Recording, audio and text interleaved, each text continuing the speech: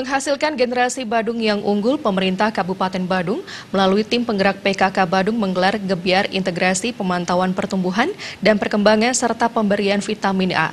Kegiatan yang dihadiri oleh Ketua Tim Penggerak PKK Kabupaten Badung, Nyonya Seniasi Giri Prasta tersebut berlangsung di Desa Punggul, Kecamatan Abian Semal, Kabupaten Badung. Pemberdaya Kesehatan Dinas Kesehatan. Gebyar integrasi pemantauan pertumbuhan dan perkembangan serta pemberian vitamin A kali ini bertujuan mewujudkan generasi Badung yang unggul. Ketua Tim Penggerak PKK Kabupaten Badung, Nyonya Seniasi Giri Prasta berharap dengan pemberian vitamin A ini tidak ada lagi keterlambatan pertumbuhan atau stunting dan gizi buruk di Kabupaten Badung.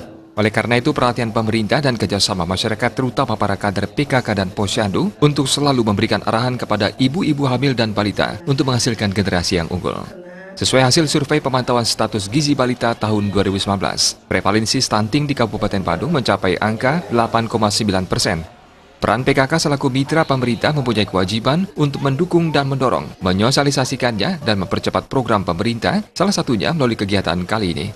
Kesehatan menjadi prioritas dalam mewujudkan visi misi pembangunan Bali, yakni Nangun Satkirti Loka Bali melalui pola pembangunan semesta berencana menuju Bali era baru.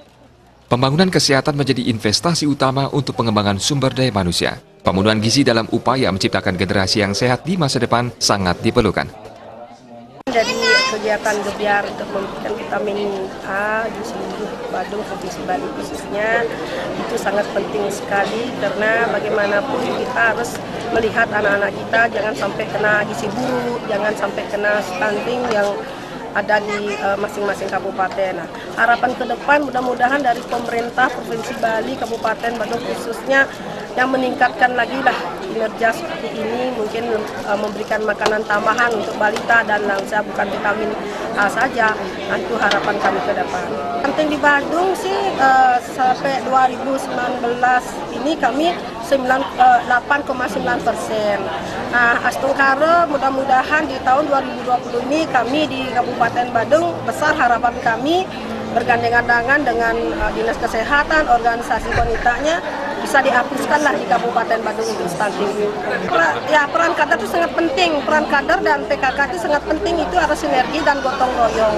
Dan terutamanya untuk menyadarkan sebagai orang tua di rumah bagaimana untuk anak-anak kami ke depan, bagaimana untuk konsumsi anak-anak kami ke depan itu harus kami gotong royong dengan kader, perbekal, klien semuanya kami harus keroyokan lah istilahnya untuk membersihkan penyakit-penyakit yang stunting dan gizi buruk yang ada di Kabupaten Badung sendiri.